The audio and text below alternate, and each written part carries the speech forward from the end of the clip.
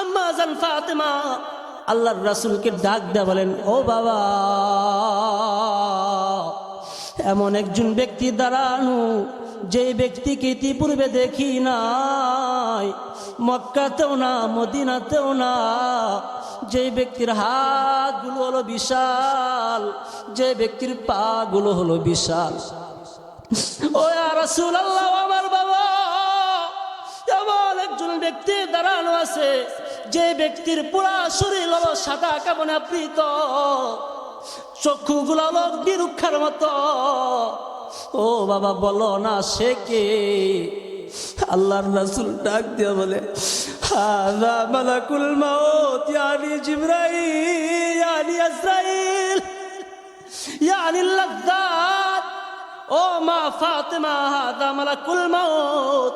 সে আর কেউ না, সে আর কেউ না, সে হলো মালাকুল মাউত, আজরাইল আলাইহিস সালাম। আমার দরজায় এসে উপস্থিত, আমাকে নিয়ে যাওয়ার জন্য এসেছে। আম্মা জান ফাতেমা ডাক দেয়া বলে, ও বাবা, এক সপ্তাহ যাবত তুমি অসুস্থ, কেমনে তোমাকে দিব? না না, তোমাকে আমরা পাঠাবো না। তুমি যদি চলে যাও, কাকে আমরা বাবা বলে ডাকবো? হাসান হুসাইন কাকে নানা নানা বইলা ডাকবে? ও বাবা, চলে যেতে বলো। আল্লাহর রাসূল ডাক দেয়া বলেন, ও মা ফাতেমা, আজরাইল প্রবেশের কোনো অনুমতি লাগে না, আজরাইলের প্রবেশের কোনো অনুমতি লাগে না। ও মা ফাতেমা, আজরাইল বিনা পারমিশনে প্রবেশ করে ফেলেন। আমার কাছে অনুমতি চাই, আমার কাছে অনুমতি চাই, আমার সম্মানের খাতিরে। ও মা, তাকে অনুমতি দাও, তাকে প্রবেশ করতে দাও। আজরাইল আলাইহিস সালাম আল্লাহর রাসূলের কাছে আসলেন, আল্লাহর রাসূলের কাছে এসে বসলেন। আল্লাহর রাসূল ডাক দেয়া বলে, ও আজরাইল ভাই, জিব্রাইল আমিনের সাথে একটু কথা বাকি আছে, জিব্রাইল আমিনকে একটু সংবাদ দাও না। জিব্রাইল আমিন আলাইহিস সালাম হাজির। আল্লাহর রাসূলও কান্নাকাটি করে, জিব্রাইল আমিনও কান্নাকাটি করে। আল্লাহর রাসূল জিব্রাইল আমিনকে ডাক দেয়া বলে, ও জিব্রাইল, আমাকে কি আজরাইলকে নিয়ে যাওয়ার জন্য পাঠাইছে? আজরাইল আমাকে কি নিয়ে যাওয়ার জন্য এসেছে? আল্লাহ কি আমাকে নিয়ে যাওয়ার জন্য বলেছেন? আল্লাহর রাসূল সাল্লাল্লাহু আলাইহি ওয়াসাল্লামের কথার উত্তরে জিব্রাইল আমিন আলাইহিস সালাম চুপ, কোনো কথা বলেন না। একটা আয়াত তেলাওয়াত করলেন, ইন্নাকা মাইয়িতুন ওয়া ইন্নাহুম মাইয়িতুন। ও হাবিব, আপনাকে চলে যেতে হবে। আপনার শত্রু যারা, তারা আপনাকে, তারা দুনিয়া ছেড়ে চলে যেতে হবে। আপনি যদি চান থাকতে পারবেন, কিন্তু এটা বিশ্বাস রাখেন আপনার চলে যেতে হবে। আল্লাহর রাসূল সাল্লাল্লাহু আলাইহি ওয়াসাল্লাম জিব্রাইল আমিনের কথা শুনে বুঝে গেলেন আল্লাহ তাআলা পাঠানোর জন্য ইঙ্গিত করেছেন, পাঠানোর জন্য, আমাকে নিয়ে যাওয়ার জন্য আজরাইলকে পাঠাইছেন। আল্লাহর রাসূল সাল্লাল্লাহু আলাইহি ওয়াসাল্লামকে জিব্রাইল আমিন জিজ্ঞেস করলেন, ইয়া রাসূলুল্লাহ, আপনার চোখে পানি কেন? আজকের দিনে আপনি কেন কান্নাকাটি করেন? আজকের দিনে তো আপনার খুশি হওয়ার কথা, কারণ আপনি রফিক আলার কাছে চলে যাচ্ছেন, আপনি তো আল্লাহ তাআলার কাছে চলে যাচ্ছেন, সেখানে আপনি চিরস্থায়ী সুখে থাকবেন। ইয়া রাসূলুল্লাহ, আপনি কেন কান্নাকাটি করেন? আল্লাহর রাসূল ডাক দেয়া বলে, ও জিব্রাইল আমিন, আমি দুনিয়ার জমিন ছেড়ে চলে যাব না, চলে যাচ্ছি এই জন্য আমি কান্নাকাটি করি না। ও জিব্রাইল, আমি কেন কান্নাকাটি করি শুনবানি। আজ জিব্রাইল আমিন আলাইহিস সালাম বলেন, ও ইয়া রাসূলুল্লাহ, আপনি মা ফাতেমার জন্য বুঝি কান্নাকাটি করেন? কারণ মা ফাতেমা এতিম হয়ে যাবে যদি আপনি চলে যান। আল্লাহর রাসূল বলেন, না না না, আমি আমার মা ফাতেমার জন্য, আমি আমার কন্যা ফাতেমার জন্য কান্নাকাটি করি না। জিব্রাইল আমিন ডাক দেয়া বলে, ইয়া রাসূলুল্লাহ, আপনি বুঝি হাসান হুসাইনের জন্য কান্নাকাটি করেন? আল্লাহর রাসূল বলেন, না না না, আমি হাসান হুসাইনের জন্য কান্নাকাটি করি না। আল্লাহর রাসূল ডাক দেয়া বলে, কেন কান্নাকাটি করি শুনবানি? আমি কান্নাকাটি করি আমার গুনাহগার উম্মতের জন্য। শাফিয়ে রোজে জাযাওয়া গা খতিবে আম্বিয়া, শাফিয়ে রোজে জাযাওয়া গা খতিবে আম্বিয়া, صاحب حوض لوازل خدا روز عتید صاحب خلق عظیم مظہر جود عمیم صاحب خلق عظیم مظہر جود عمیم آیتی رحمت کی شان اورا بستو رحیم رحمت للعالمین خاندش خداوند کریم رحمت للعالمین خاندش خداوند کریم خلق قول فعل هدی سمت او حمید خلق قول فعل هدی سمت او حمید تو উপস্থিত হয়ে গেলেন সুলাইমান আলাইহিস সালামকে ডাক দেয়া বলেন, ও সুলাইমান, তোমার চলে যাওয়ার সময় হয়ে গেছে, তোমাকে চলে যেতে হবে। সুলাইমান আলাইহিস সালাম আজরাইল আলাইহিস সালামকে বলেন, ও আজরাইল ভাই, আল্লাহর ঘর নির্মাণ করতেছি, আল্লাহর ঘরের কাজখানা শেষ করে তারপর তুমি আমাকে নিয়ে যাও। আজরাইল আলাইহিস সালাম সুলাইমান নবীকে ডাক দেয়া বলে, ও সুলাইমান, তুমি পুরা পৃথিবীর রাজত্ব করো, পৃথিবীর সমস্ত মানুষ তোমার কথা শুনে, তোমার হুকুম মানে, তোমার বাদশাহী মানে। ও সুলাইমান, জিন্নাতরা পর্যন্ত তোমার আনুগত্য করে, পোড়া পাখিরা তোমার আনুগত্য করে, পাখিরা পর্যন্ত তোমার কথা মানে। ও সুলাইমান, আমি আজরাইল এমন একজন ফেরেশতা যিনি আল্লাহর হুকুম ছাড়া দুনিয়ার রাজা বাদশার কারো হুকুম মানে না। হযরত সুলাইমান আলাইহিস সালাম আল্লাহকে বলেন, আল্লাহ, ও আল্লাহ, আপনার ঘরের কাজ করতেছি, আমি যদি চলে যাই জিন্নাতরা, দুষ্ট জিন্নাতরা কাজ করবে না, আপনার ঘর নির্মাণ হবে না। ও আল্লাহ, আপনার ঘরের নির্মাণ কাজ শেষ করে নেই, তারপর আপনি আমাকে নিয়ে যান। আল্লাহ বলেন, সুলাইমান, বাইতুল মাকদিস আমার ঘর, আমার ঘর, বাইতুল মাকদিসের কাজ করব আমি, এ নিয়ে টেনশন করার তোমার কোনো দরকার নাই, নির্দিষ্ট টাইমেই তোমাকে চলে যেতে হবে। আল্লাহ তাআলা সুলাইমানকে নিয়ে গেলেন, কিন্তু সুলাইমান আলাইহিস সালামের দেহ মুবারক, সুলাইমান আলাইহিস সালামের মরা দেহখানা, লাশখানা একদিন না, 2 দিন না, এরকম ভাবে 101 বছর পর্যন্ত লাঠির উপর ভর দিয়ে দাঁড় করায় রাখলেন। আয়াদহাকু মান লিল মাউতি ফীহি নাসীবু আয়াদহাকু মান লিল মাউতি ফীহি নাসীবু وينعم عيشا إن ذا لعجيب وينعم عيشا إن ذا لعجيب ويأكل والأيام تأكل عمره ويأكل والأيام تأكل عمره وليس له جسم لذلك يذوب ومن عرف الرحمن لم يهن قلبه ومن عرف الرحمن لم يهن قلبه نعيم ولم ينفك عنه نحيب চিল্লা বলেন না আল্লাহু আকবার, আরো জোরে বলেন আল্লাহু আকবার। আল্লাহ তাআলা বলেন, কুল্লু নাফসিন যায়িকাতুল মাউত সুম্মা ইলাইনা তুরজাউন। ও বান্দা, পৃথিবীর জমিনে যারা রূহ নিয়ে এসেছ, যারা জীবন যাদের মধ্যে আমি আল্লাহ রূহ ফুঁকে দিছি, মৃত্যুর শ্বাস সকলকে আস্বাদন করতে হবে। সুম্মা ইলাইনা তুরজাউন, আমি আল্লাহর কাছে তোমাদেরকে ফিরে আসতে হবে। এই আয়াত শুনেন না এমন কেউ আছেন? আছেন এমন কেউ? কুল্লু নাফসিন যায়িকাতুল মাউত, এই আয়াত শুনেন নাই?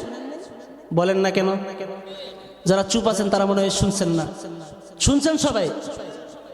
এই আয়াত শুনে না এমন কেউ নাই। আল্লাহ তাআলা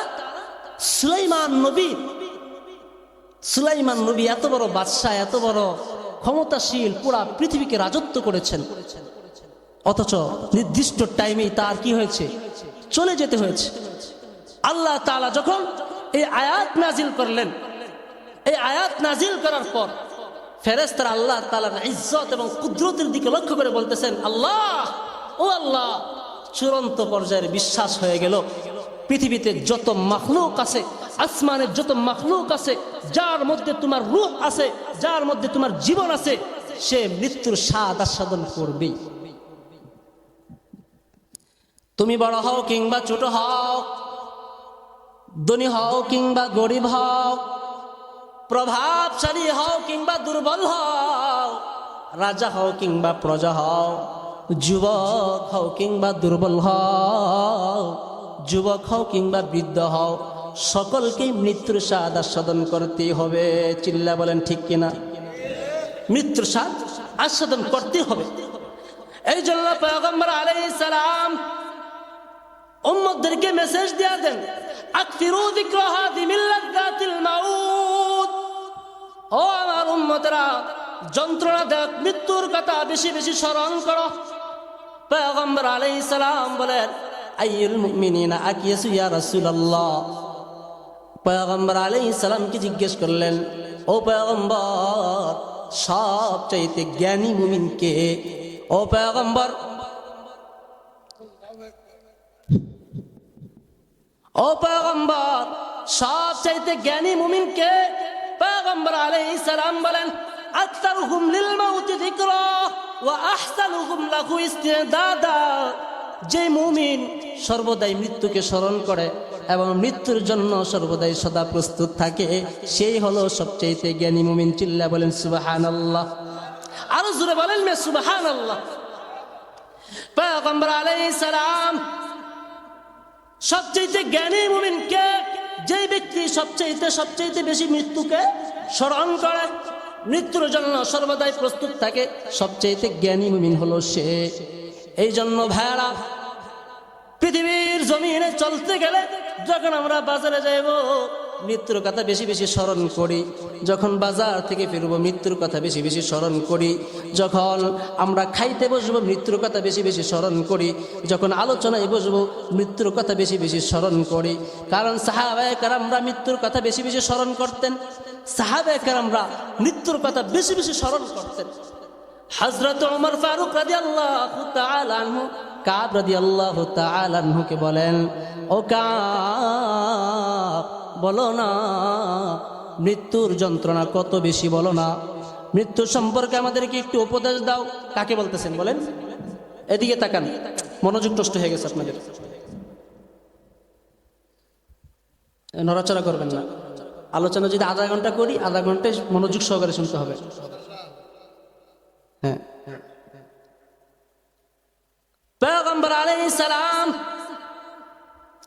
হযরত ওমর ফারুক রাদিয়াল্লাহু তাআলা আনহু, কাব রাদিয়াল্লাহু তাআলা আনহুকে জিজ্ঞেস করলেন, ও কাব, মৃত্যু সম্পর্কে আমাদেরকে একটু উপদেশ দাও।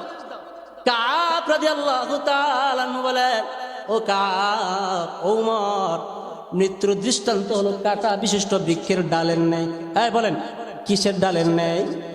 কাঁটা বিশিষ্ট বৃক্ষের ডালের ন্যায়। হযরত কাব রাদিয়াল্লাহু তাআলা আনহু বলেন, ও দুনিয়াবাসী, পৃথিবীর মানুষের অঙ্গ প্রত্যঙ্গের মধ্যে যদি কোনো কাঁটা বিদ্ধ হয়ে যায়, কোনো কাঁটা গেঁথে যায়,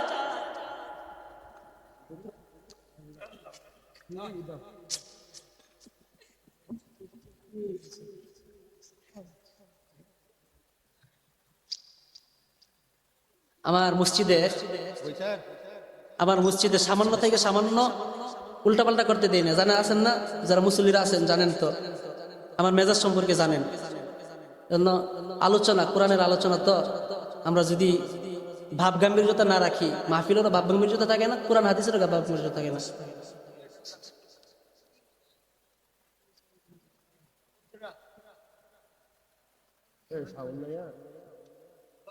সাউন্ড দেন।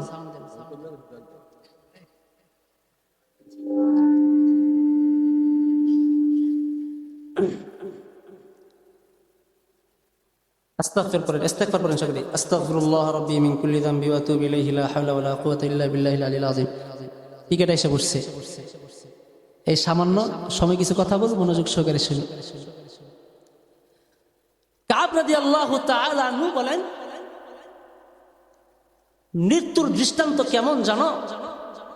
মৃত্যুর দৃষ্টান্ত হলো কোনো ব্যক্তির শরীরে যদি কাটা গেঁথে যায় অথবা কেউ যদি সজোরে টান দিয়ে বের করে, তাহলে ব্যক্তির শরীরের গোশত ছিঁড়ে বের হয়ে যাবে, রক সবকিছু ছিঁড়ে বের হয়ে যাবে। যেমন কষ্টদায়ক, এর চাইতে দ্বিগুণ কষ্ট হলো মৃত্যু। হযরত ইব্রাহিম খলিলুল্লাহ আলাইহিস সালাম যখন ইন্তিকাল করলেন, ইব্রাহিম খলিলুল্লাহ আলাইহিস সালামকে জিজ্ঞেস করা হলো, ও ইব্রাহিম, তুমি তো আল্লাহর বন্ধু, তুমি তো আল্লাহ তাআলার বন্ধু, পেয়ারা মানুষ, তুমি তো আল্লাহ তাআলার সবচাইতে নিকটতম ব্যক্তি, বলো না মৃত্যুর যন্ত্রণা কেমন? ইব্রাহিম খলিলুল্লাহ আলাইহিস সালাম বলেন, ও দুনিয়াবাসী, মৃত্যুর যন্ত্রণা সম্পর্কে আমাকে প্রশ্ন করো না, কারণ মৃত্যুর যন্ত্রণা আমার কাছে সবচাইতে কষ্টদায়ক এক বস্তু। ও দুনিয়াবাসী, ওই জাতি ইলাহির কসম, ওই জাতি ইলাহির কসম যাকে ইসরাল কাল্লা ছাড়া ছাড়া আর কোনো মাবুদ নাই। মৃত্যু হলো কেমন জাননি? আমাকে যদি 70 বার গরম পাতিলের মধ্যে রান্না করা হতো, আমার মাথা থেকে শুরু করে যদি পা পর্যন্ত করা দ্বারা কর্তন করা হতো, আমার মনে হয় না মৃত্যুর মতো এত পরিমাণ কষ্ট হতো। মালাকুল মাউত আজরাইল আলাইহিস সালাম যখন আমার কাছে আসলেন, মালাকুল মাউত লোহার বাঁকা পেরাক নিয়ে আমার কাঁধের মাওয়ার বৃক্ষের মধ্যে, আমার দেহের মধ্যে ঢুকা দিলেন। অথবা যখন আমার রূহকে তাড়াইতে হৃৎপিণ্ডের মধ্যে জমা করলেন, অথবা মৃত্যুর বিষ মিশ্রিত বিষাক্ত তরবারি দ্বারা, বিষাক্ত যন্ত্র দ্বারা যখন আমার রূহকে বের করে ফেললো, ও দুনিয়াবাসী, আমার মনে হইল আমাকে যদি 70 বার গরম পাতিলের মধ্যে রান্না করা হইতো, আমার মনে হয় না এই পরিমাণ কষ্ট আমার হইতো। এই জন্য বলি, মৃত্যুর যন্ত্রণা থেকে হযরত আদম রেহাই পায় নাই, হযরত নূহ নবীও রেহাই পায় নাই, হযরত ঈসা নবীও রেহাই পায় নাই, হযরত মুসা নবীও রেহাই পায় নাই। ও ভাই, মৃত্যুর যন্ত্রণা থেকে কেউ রেহাই পাবে না। এমনকি আমার আপনার নবী আকা নামদার, মদিনা কা তাজদার, শফি আজম, রফি আকরাম, সাইয়্যিদুল মুরসালিন, রাহমাতুল লিল আলামিন পয়গম্বর আলাইহিস সালাম মৃত্যুর যন্ত্রণা থেকে রেহাই পায় না। আম্মা জান আয়েশা সিদ্দিকা রাদিয়াল্লাহু তাআলা আনহা বলেন, যেদিন পয়গম্বর আলাইহিস সালাম দুনিয়া থেকে বিদায় নেবেন, পয়গম্বর আলাইহিস সালামকে পুরা শরীর আবৃত করে চাদর দিয়ে শোয়া রাখলাম। চাদরের মিরসরকে দিন হঠাৎ করে লক্ষ্য করে দেখলাম, পয়গম্বর আলাইহিস সালাম চাদরের ভিতরে হাত একবার গুটান, আবার হাত লম্বা করেন, হাত একবার গুটান, আবার হাত লম্বা করেন। আম্মা জান আয়েশা সিদ্দিকা রাদিয়াল্লাহু তাআলা আনহা বলেন, ও দুনিয়াবাসী, আমার আশঙ্কা হতে লাগলো, যে নবী মাসুম, যে নবীর কোনো গুনাহ নাই, যে নবীর স্থান হলো আল্লাহর পর, এতে কোনো সন্দেহ নাই, সেই নবীর কেন এত কষ্ট হয়? আম্মা জান আয়েশা সিদ্দিকা রাদিয়াল্লাহু তাআলা আনহা বলতেছেন, যখন আমি নবীজির চাদর মুবারক উঠাইলাম, তাকে দেখলাম, ও দুনিয়াবাসী, আমার ধারণা ভুল হইল, আমার ধারণা নিশ্চিত হয়ে গেল। আমি তাকায়া দেখলাম পয়গম্বরের এমন কোন পশম মুবারক নাই যেই পশমের গোড়া থেকে ঘাম বের হচ্ছে না। এমন সময় দরজার বাহির থেকে কে যেন ডাকে, আসসালামু আলাইকা ইয়া রাসূলুল্লাহ, আসসালামু আলাইকা ইয়া হাবিবাল্লাহ। ভিতরে ঢুকার অনুমতি দিবেননি। আল্লাহর রাসূল বিছানা থেকে উঠতে পারেন না, আল্লাহর রাসূল সোজা হয়ে বসতে পারেন না, মাথাটা অনেক কষ্ট করে দরজার দিকে ফিরায়া আম্মা জান ফাতেমাকে বললেন, ও আদরের কন্যা ফাতেমা, দেখো না ঘরের বাইরে কি যেন আসছে, আমাকে বারবার সালাম দেয়। আল্লাহর রাসূল আম্মা জান ফাতেমাকে ঘরের দরজা খুলতে বললেন। আজরাইল তো দেখা যায় না, যে ব্যক্তি মৃত্যুর সাদা সাধন করবে সেই একমাত্র আজরাইল আলাইহিস সালামকে দেখতে পারে। আল্লাহ তাআলা ডাক দিয়ে বলেন, ও আজরাইল, তুমি প্রকাশিত হয়ে যাও, প্রকাশিত হয়ে যাও। কারণ হলো আমার নবীর কন্যা ফাতেমা যদি ঘরের দরজা খুলে দেখে কেউ নাই, তাহলে আমার নবীর কথা মিথ্যা হয়ে যাবে। এই জন্য তুমি প্রকাশিত হয়ে যাও। হযরত আজরাইল আলাইহিস সালাম ঘরের দরজা খুলে দেখলেন আজরাইল আলাইহিস সালাম কে যেন দাঁড়িয়ে আছেন, কে যেন দাঁড়িয়ে আছেন। আম্মা জান ফাতেমা আল্লাহর রাসূলকে ডাক দিয়ে বলেন, ও বাবা, এমন একজন ব্যক্তি দাঁড়ানো, যে ব্যক্তিকে ইতিপূর্বে দেখি নাই, মক্কাতেও না, মদিনাতেও না। যে ব্যক্তির হাতগুলো হলো বিশাল, যে ব্যক্তির পা গুলো হলো বিশাল। ও ইয়া রাসূলুল্লাহ, আমার বাবা, এমন একজন ব্যক্তি দাঁড়ানো আছে, যে ব্যক্তির পুরা শরীর হলো সাদা কাপড়ে আবৃত, চক্ষুগুলো হলো অগ্নিরুক্ষার মতো। ও বাবা, বলো না সে কে?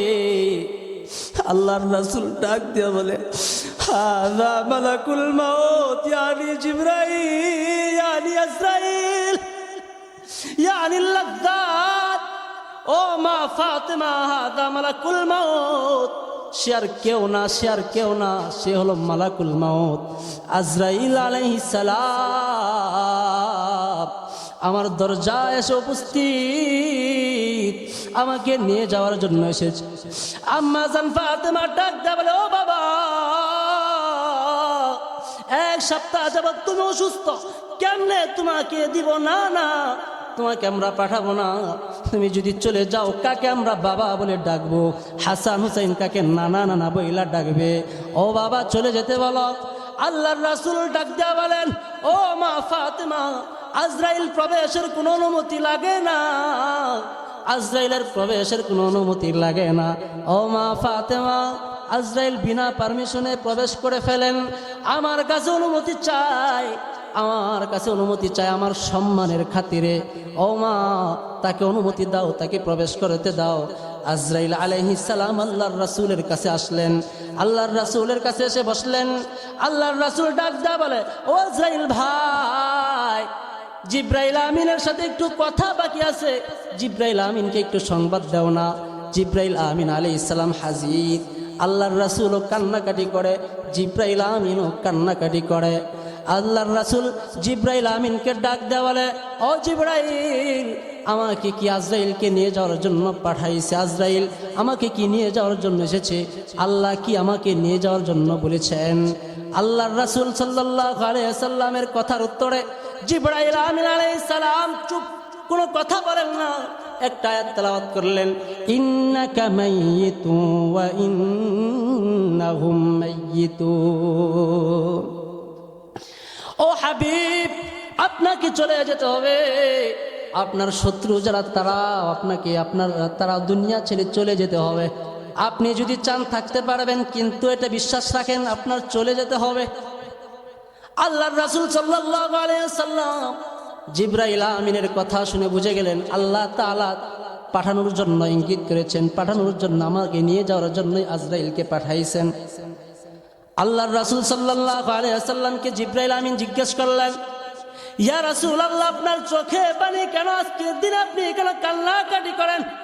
আজকের দিনে তো আপনার খুশি হওয়ার কথা, কারণ আপনি রফিক আলার কাছে চলে যাচ্ছেন। আপনি তো আল্লাহ তাআলার কাছে চলে যাচ্ছেন, সেখানে আপনি চিরস্থায়ী সুখে থাকবেন। ইয়া রাসূলুল্লাহ, আপনি কেন কান্নাকাটি করেন? আল্লাহর রাসূল ডাক দিয়ে বলে, ও জিব্রাইল আমিন, আমি দুনিয়ার জমিন ছেড়ে চলে যাব না, চলে যাচ্ছি এই জন্য আমি কান্নাকাটি করি না। ও জিব্রাইল, আমি কেন কান্নাকাটি করি শুনবানি।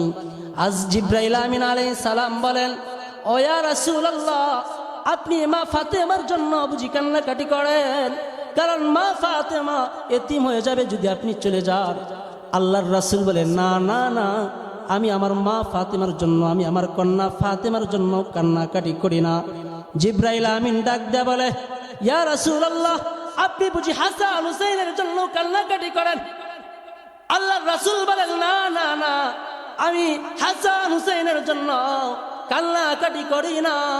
আল্লাহর রাসূল ডাক দেয়া বলে, ও কেন কান্নাকাটি করি শুনবানি? আমি কান্নাকাটি করি আমার গুনাহগার উম্মতের জন্য। শাফিয়ে রোজে জাজাওয়া গা খতিবে আম্বিয়া, শাফিয়ে রোজে জাজাওয়া গা খতিবে আম্বিয়া, সাহেবে হাউজুল ওয়াজিল খুদা রোজে আতীদ, সাহেবে খুলকে আজিম মজহরে জুদে আমিম, সাহেবে খুলকে আজিম মজহরে জুদে আমিম, आयती रहमत की शाने उरा ओ बस्तो रहीम, रहमतुल लिल आलमीन खानदश खुदा वंदे करीम, रहमतुल लिल आलमीन खानदश खुदा वंदे करीम, खल्क खुल्क कौल फ़िलो हदिय सिमतो ओ हमीद, खल्क खुल्क कौल फ़िलो हदिय सिमतो ओ हमीद। প্রধান মেহমান এসে বসছেন, আলোচনা বাড়ানোর আর কোনো সুযোগ নেই, এজন্য মৃত্যু নিশ্চিত। বিশ্বাস করেন তো? বিশ্বাস করেন? মৃত্যুর জন্য প্রস্তুত থাকবেন তো ইনশাআল্লাহ? আল্লাহর রাসূল বলেন, আইয়ুল মুমিনিনা আকিয়াসু ইয়া রাসূলুল্লাহ আকসারুহুম লিল মাউতি যিকরা ওয়া আহসানুহুম লাহু ইস্তিদাদা। যে মুমিন সর্বদাই মৃত্যুকে বেশি বেশি স্মরণ করে এবং মৃত্যুর জন্য সর্বদাই প্রস্তুত থাকে, সেই হলো একমাত্র জ্ঞানী ব্যক্তি, জ্ঞানী মুমিন।